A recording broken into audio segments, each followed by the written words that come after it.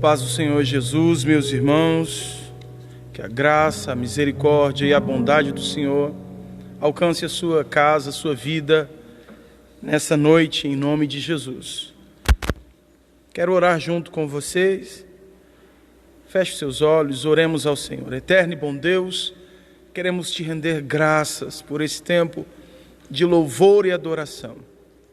Esse tempo, Senhor, onde nós podemos expressar com as nossas canções os nossos mais profundos sentimentos de que o Senhor é de fato o lugar em que nós os escondemos. Tu és tudo que nós precisamos, Jesus. Deus, nós verbalizamos que nós pertencemos a Ti. O Senhor é para a gente uma realidade. E queremos nessa noite meditar na Tua palavra e aprender dela. Encontrar, Senhor, consolo, esperança, encorajamento, direção para as nossas vidas nesse tempo, onde nós precisamos mais do que nunca ouvir a voz do Senhor falando ao nosso coração. Que isso seja uma verdade, que isso seja realidade nas nossas vidas, em nome de Jesus é que oramos. Amém. Eu quero te fazer uma pergunta. O que mais você anseia? E eu faço essa pergunta baseado no texto de Mateus, capítulo 25, do verso 1 ao 13, que nós vamos ler daqui a pouco. Mas também lhe fazer outras perguntas, porque as perguntas nos fazem pensar e elas revelam, falam daquilo que está dentro da gente e às vezes a gente não consegue externar. Com o que você mais se preocupa nesses dias? Aonde você busca conforto em dias maus e tempos difíceis? O que é que nos ajuda, o que te ajuda a encarar esses momentos tensos? Essas realidades da vida que nos pegam de surpresa e que, na maioria das vezes, não estamos prontos para ela. O que é que nós fazemos, o que é que você faz para se sentir melhor? O que tem mais ocupado a sua mente nesses dias? Qual é o seu maior medo? O que te faz sonhar acordado? Essas são algumas questões que expõem realidades sobre a gente, revelam muito das nossas crenças, dos nossos temores, também dos nossos valores. Revela também das nossas esperanças, desesperanças, dos ídolos do nosso coração e das nossas prioridades. O Evangelho de Mateus é composto por 5 grandes discursos de Jesus aos seus discípulos, 5 sessões de ensino. No capítulo 23, Jesus está discursando aos discípulos e à multidão que está ao redor, falando sobre um momento em que Deus iria pedir contas de como o ser humano que recebeu vida, bondade e graça de Deus, como ele tem vivido, no que ele tem se empenhado, como ele tem respondido essas perguntas. E ele fala sobre um grande juízo de Deus que viria sobre toda a terra e que não haveria ninguém que escaparia desse acertos de conta. No capítulo 24 e 25 é a última sessão desse período, desse bloco de ensino de Jesus. É a 5ª e última sessão do ensino de Jesus aos seus discípulos, e isso acontece exatamente uma semana antes de Jesus morrer na cruz. É um assunto importante, é um assunto de extrema atenção, é um assunto escatológico, é o assunto sobre o futuro, o fim dos tempos e o retorno de Jesus. E no capítulo 24, os discípulos caminhando com Jesus estão admirados com uma grande construção, é o templo de Herodes que está sendo construído, e eles não estão mais focados no ensino de Jesus, eles não estão mais prestando atenção, eles agora desviam seus olhares para aquele grande monumento que estava sendo construído. A admiração dos discípulos é interrompida com algumas falas de Jesus, exatamente sobre aquela construção de que ela seria destruída e que não ficaria pedra sobre pedra. Isso de fato acontece nos anos 70 depois de Cristo. Mas não para aí, Jesus também aproveita esse momento para chamar a realidade de um outro evento, a volta de Jesus, que é predita por alguns sinais antes de seu retorno. Os discípulos fizeram de alguma forma a conexão entre a destruição do templo e o fim dos tempos, o retorno de Jesus. Jesus responde de forma muito clara, objetiva, às indagações que nascem a partir da fala de Jesus. E Jesus apontou para eles alguns dos sinais, o que eles precisavam observar como leitura do tempo em que iria preceder o retorno de Jesus, o fim dos tempos. Este assunto, então, é dividido em dois blocos. Aqui Jesus fala sobre os sinais no mundo natural, aquilo que é cosmológico, fenômenos celestes, terremotos, a própria natureza, a criação, dando e evidenciando esses sinais, desastres, catástrofes, fome, novas formas de doenças que surgiriam, problemas de poluição, de degradação do planeta Terra. Esses são alguns dos sinais que a própria natureza, o mundo natural iria dar.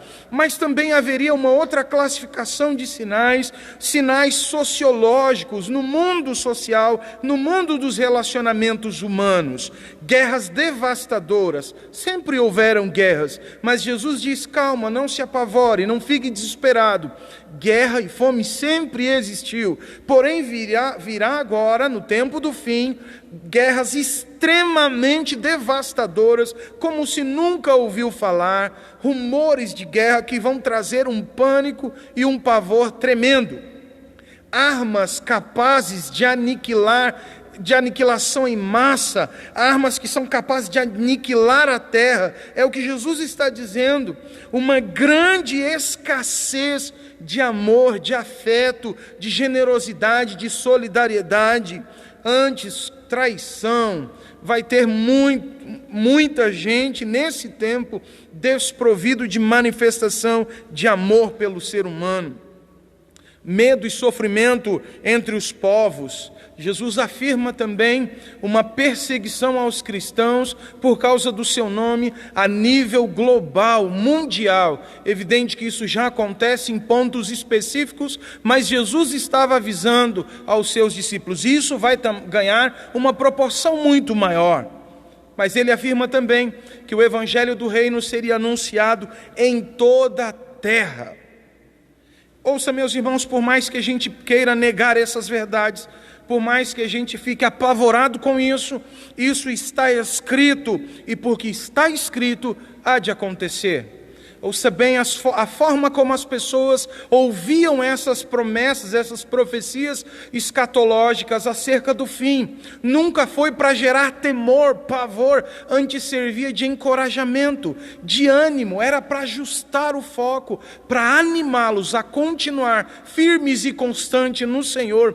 Era uma forma de dizer: está chegando o momento em que nós vamos nos encontrar novamente, está chegando o momento em que o reino de Deus será pleno e absoluto, como a gente sempre ora: Pai nosso que estais nos céus, venha o teu reino. Está chegando o momento. Nunca os primeiros cristãos ouviam essas promessas e ficavam apavorados, desesperados, porque eles estavam aguardando exatamente o momento em que se encontraria com Cristo. É isso que muda um pouco, e por isso eu faço a pergunta: o que você mais anseia? O que mais hoje te faz sonhar acordado? Porque aqueles irmãos, ao ouvir esses relatos, eles se preparavam e estavam aguardando. Quando o Apocalipse foi escrito e chegou ao conhecimento dos irmãos, aquilo serviu de encorajamento. Para a gente é um pouco diferente, e talvez exatamente porque o nosso anseio não esteja de fato nesse grande, glorioso dia em que o Senhor vem para nos buscar. Por mais que eu queira negar, por mais que isso traga para a gente uma medida de desespero, está escrito, e porque está escrito, há de se cumprir. Jesus, a partir do capítulo 25, então, por meio de parábolas e metáforas, ele centraliza esse tema à volta de Jesus, deixando claro que todo cristão deve estar preparado para essa volta, e não importa quando isso aconteça.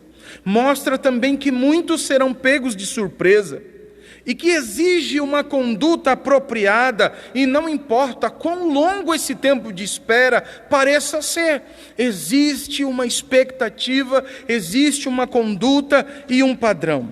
Quando esse dia chegar e Jesus voltar, ele julgará toda a raça humana, separando em duas categorias: ovelhas e bodes, assim ilustrado como figura de linguagem, discípulos e descrentes, os santos, os profanos, os fiéis e os infiéis, o homem criado e aqueles que se tornaram filhos de Deus por meio de Cristo Jesus, Senhor e Salvador de suas vidas.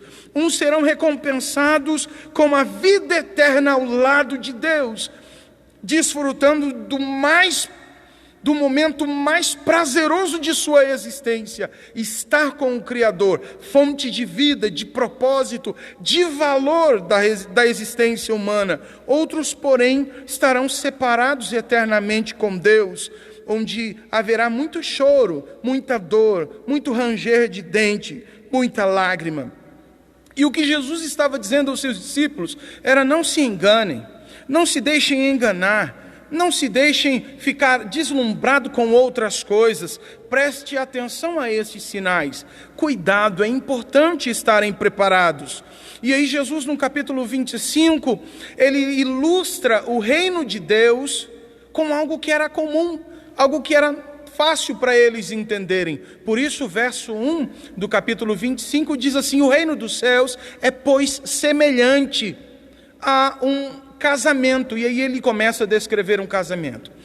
Perceba que Jesus faz uma comparação, traz uma semelhança, uma símile, o casamento judaico com o reino dos céus. E isso traz para a gente algumas explicações. Fala para a gente estar pronto a todo tempo. Isso exige de mim, de você, responsabilidade, compromisso. Exige de mim e de você uma atenção toda especial. No casamento judaico, o noivo com os seus amigos ia até a casa da noiva, buscá-la, e ao retornar, passava pelo caminho encontrando as amigas da noiva, onde eles vão para casa, onde seria a casa do casal, o noivo e a noiva. Lá um grande banquete os espera, e as noivas precisam estar aguardando, prontas. São as madrinhas de casamento, que para a gente entender melhor, é isso que Jesus está comparando. E a história que nós temos registrada em Mateus 25, é que elas estão ali aguardando, mas parece que o noivo espera. Não havia luzes, não havia rede elétrica, elas estão com as suas lamparinas, tochas, e de alguma forma, aguardando todas no mesmo lugar. E esse texto diz que, de repente, elas, cansadas de esperar o noivo, elas adormecem. Fadigadas de esperar, os olhos pesam, elas pegam num sono profundo, todas adormecem. E o texto que eu quero ler a partir de então com você é o versículo 6 em diante. À meia-noite foram acordadas pelo grito: vejam, o noivo está chegando, saiam para recebê-lo. Todas as virgens se levantaram e prepararam suas lamparinas. Então as cinco sensatas pediram às outras: por favor, dêem-nos um pouco de óleo porque nossas lamparinas estão se apagando. As outras, porém, responderam: não temos o suficiente para todas. Vão e comprem óleo para vocês. Quando estas foram comprar óleo, o noivo chegou. Então as 5 que estavam preparadas encontraram com ele no banquete de casamento, e a porta foi trancada. Mais tarde, quando as outras 5 voltaram, ficaram do lado de fora chamando: Senhor, Senhor, abra-nos a porta. Mas ele respondeu: a verdade é que eu não as conheço. Portanto, vigiem, pois vocês não sabem nem o dia e nem a hora. Esse texto nos relata de 10 moças, 10 madrinhas de casamento, que tinham por responsabilidade, por dever, estarem prontas para o momento em que o noivo passa rumo à sua casa, rumo ao banquete. Descreve também de 2 grupos aqui dentro dessas madrinhas. Algumas que eram insensatas, outras prudentes. E o que modificou essa classificação? Algumas tinham a sua reserva de óleo, porque por acaso pode acabar aqui o óleo da minha lamparina, eu tenho como reabastecer.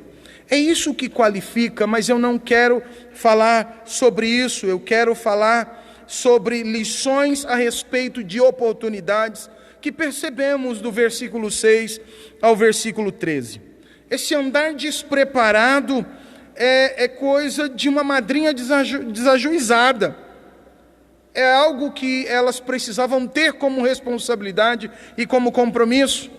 O que chama para mim a atenção, o primeiro aspecto, é que a oportunidade era igual a todas. Se você ler do versículo 6 ao versículo 9, fala a respeito do indivíduo.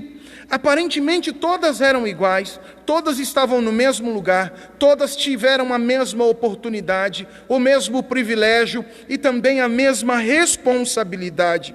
Todas elas estavam com as suas lamparinas, todas elas estavam no lugar correto, aguardando a pessoa correta para o lugar certo. O que me chama a atenção é que todas elas também foram alertadas após dormirem, porque todas dormiram, todas se cansaram.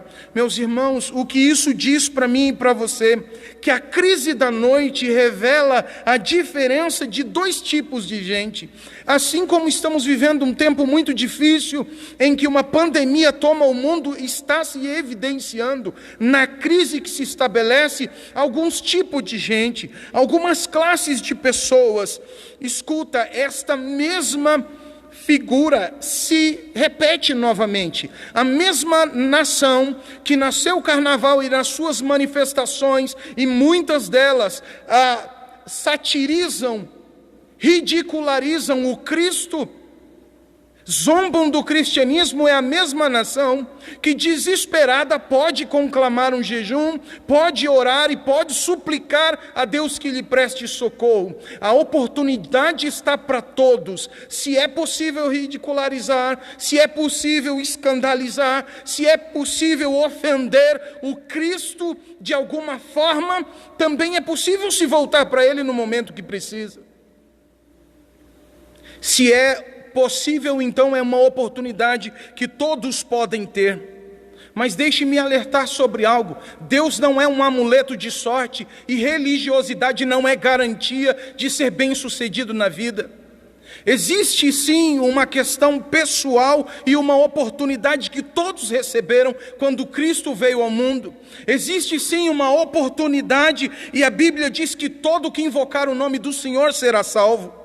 A todos aqueles que o receberam, deu-lhes o direito de serem feitos filhos de Deus. A Bíblia diz para mim e para você que quem tem sede, que quem tem fome, se aproxime dele. O convite foi o mesmo: vinde a mim, todos que estão cansados e sobrecarregados, e eu vos aliviarei. Mas ouça bem, a oportunidade é igual para todos, mas nem todos aproveitam da mesma forma. Aquelas moças não aproveitaram, não entenderam o privilégio que tinham, e junto com esse privilégio a responsabilidade de estarem prontas para aquele momento tão importante.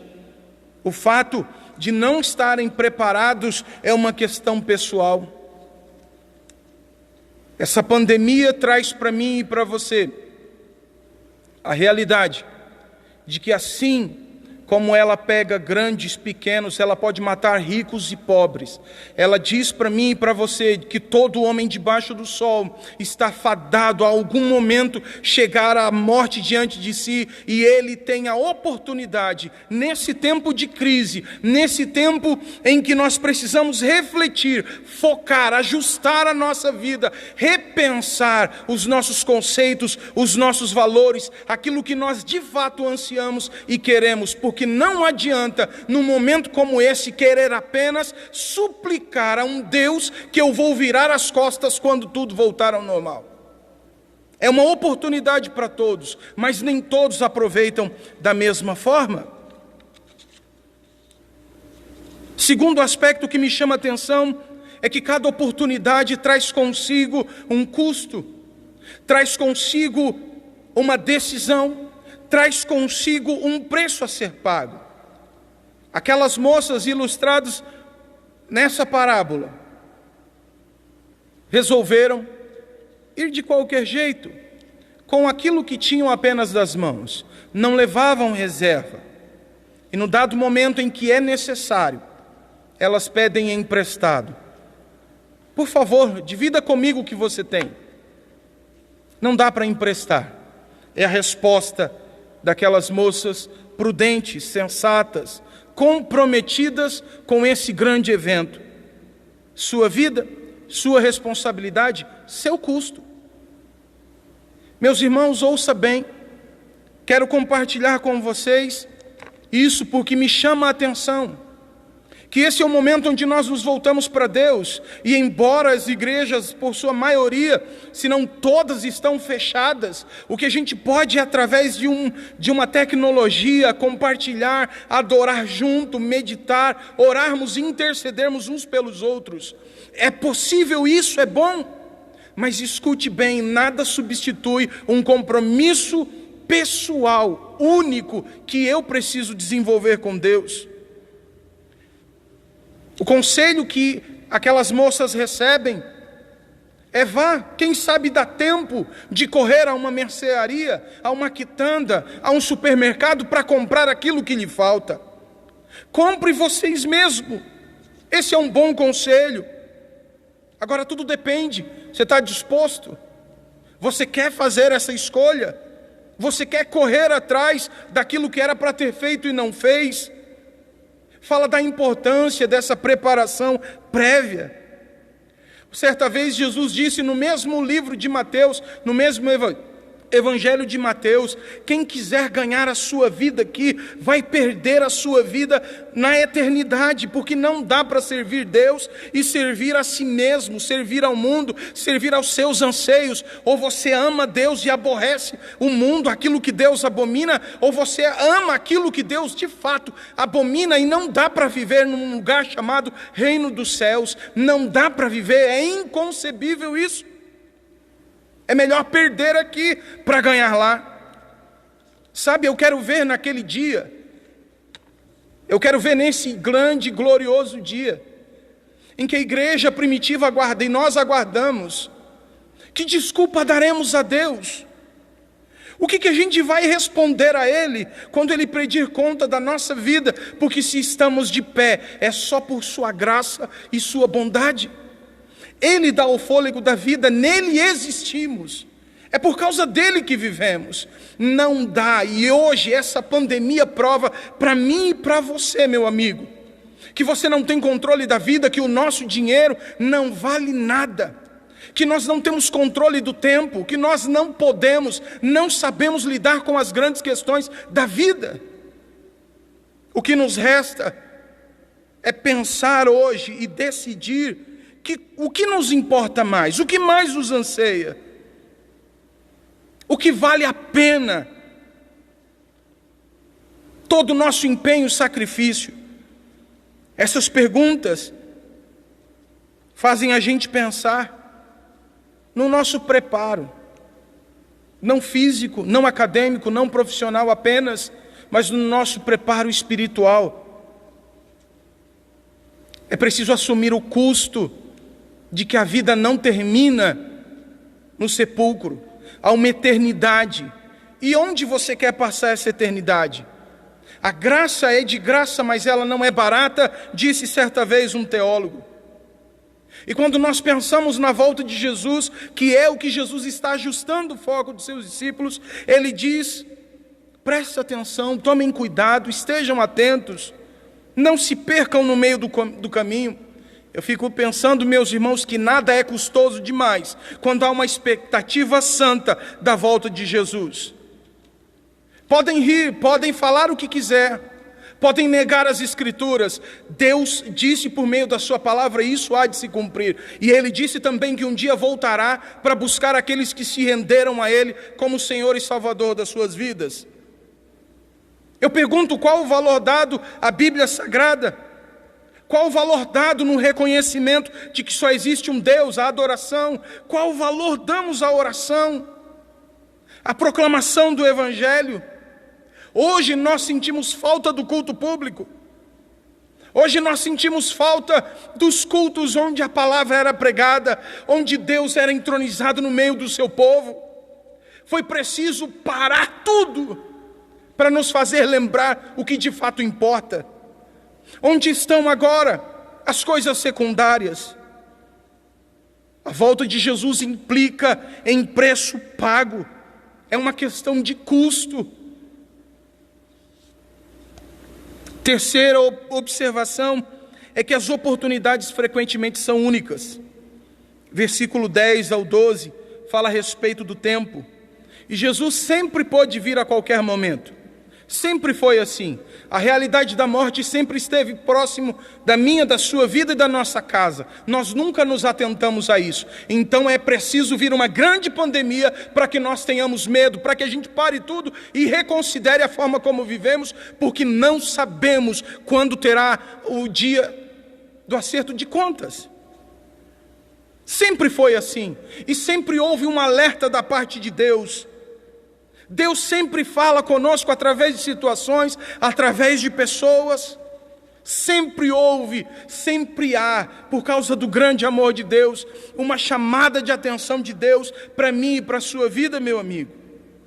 Quantos livramentos, quantos milagres, quantas provas do grande amor de Deus por mim e por sua vida. E nós não aproveitamos o tempo, não fazemos remir o tempo. Mas hoje é o dia da decisão. A regra para aqueles discípulos era: preste atenção, cada um precisa decidir como quer viver. Cuidado, não se perca. Eu quero lhe dizer, por mais duro que isso seja, se não for pelo Covid-19, pode ser por qualquer outro motivo ou meio, todos nós um dia estaremos diante do trono de Deus e do Cordeiro, e há desse dia chegar. E nós prestaremos conta a Ele. Essa epidemia vai passar, virão outras, porque assim está escrito. As profecias vão se cumprir. A questão é, vamos negligenciar? Continuaremos sendo negligentes? Estamos vivendo esse tempo que é o tempo da espera. E nesse dia, o que você quer ouvir? Não te conheço? Não basta ser um religioso, não basta ser crente, não basta ser alguém cheio de legalismo e de hábitos automáticos. Discursos religiosos não vão nos garantir. As nossas decisões, as nossas atitudes, elas falam, elas reverberam o que está dentro da gente. Esse texto fala de oportunidades e todos temos a mesma oportunidade. Esse texto é um grito de alerta, porque Jesus vem como um ladrão. Ele disse isso. Esse texto fala de um preço a ser pago, de um compromisso a ser firmado, e que é só você e o seu futuro, você e Deus. Pode não existir outras oportunidades. Então nessa noite eu quero te convidar a se voltar para Jesus, voltar para Deus, a repensar a sua vida. É loucura viver apenas na expectativa de que passe tudo isso. É incoerente o desespero pelo Covid-19 e não temer o dia da volta do Senhor. Você pode dizer, é mais um daqueles loucos, fanáticos. A vida vai voltar ao normal daqui a algum tempo. O alerta foi dado e nós nunca mais seremos o mesmo. Só um que é o Todo-Poderoso, só um que pode todas as coisas. Não podemos ser os mesmos.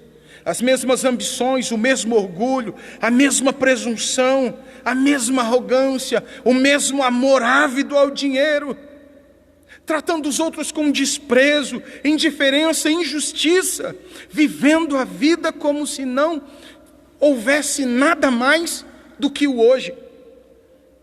Eu te pergunto, acabaram-se as performances, acabaram-se os discursos, acabou-se tudo. É tempo de decidir, é tempo de pensar, de refletir, é tempo de arrependimento e rendição. Esse texto fala aos discípulos de decisão e oportunidade. Eu quero orar com você e que hoje você decida. Decida se você quer continuar caminhando como se fosse dono dos dias que virão. Eu quero orar com você porque talvez hoje o pavor e o medo é resultado daquilo que você deveria ter feito e não fez.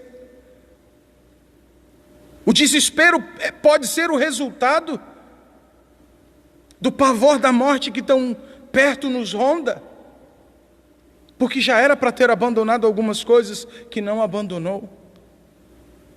Escuta, esse texto é um texto que traz um alerta e também uma certeza. Haverá um dia em que todos os homens colherão o resultado das suas escolhas. A oportunidade foi dada a todos. Deus amou o mundo de tal maneira que deu seu único filho para que todo aquele que nele crê não pereça, mas tenha a vida eterna. Ele nos convida, vinde. Ele está de braços abertos para nos receber. Ele nos chama. Você que tem fome, você que tem sede, vem e coma e beba da água da vida, que é Jesus. Quero orar com você, feche os seus olhos. Eterno e bom Deus, queremos nessa noite te louvar por tua palavra, que é um alerta para a gente, que é aquele grito de alerta que nos faz pensar. Como nós estamos vivendo hoje, sonhamos acordado com o que mais ansiamos na vida, a eternidade, ou apenas que tudo isso volte ao normal para a nossa vida comum se restabelecer. Senhor, que em nome de Jesus, isso seja um momento de reflexão dentro de cada lar, dentro de cada família, cada coração possa refletir, pensar diante do medo. A esperança está em Jesus. Há um lugar seguro, há um lugar que nos aguarda, e esse lugar é Jesus, esse lugar é o reino dos céus. Nós podemos clamar, sim, hosana, ora vem, Senhor Jesus, vem e traz o teu reino. É isso que nós aguardamos, é com isso que nós temos uma grande expectativa. Tudo aqui é passageiro. Eu quero, Senhor, que nessa noite pedir que o Senhor ouça a oração desse irmão, dessa irmã que está com o coração contrito, se arrependendo e confessando Jesus como Senhor e Salvador de suas vidas, que está hoje desejando a tua ajuda para alinhar-se à tua vontade, ao teu propósito eterno. Quer nesse dia aproveitar esta oportunidade, porque enquanto há dia, há oportunidade, há esperança de se render ao Senhor Jesus Cristo, de se voltar para Deus e viver uma vida que glorifica o teu nome, aguardando o grande encontro que teremos com o Senhor. É isso que nós pedimos no nome de Jesus, para a sua glória. Amém.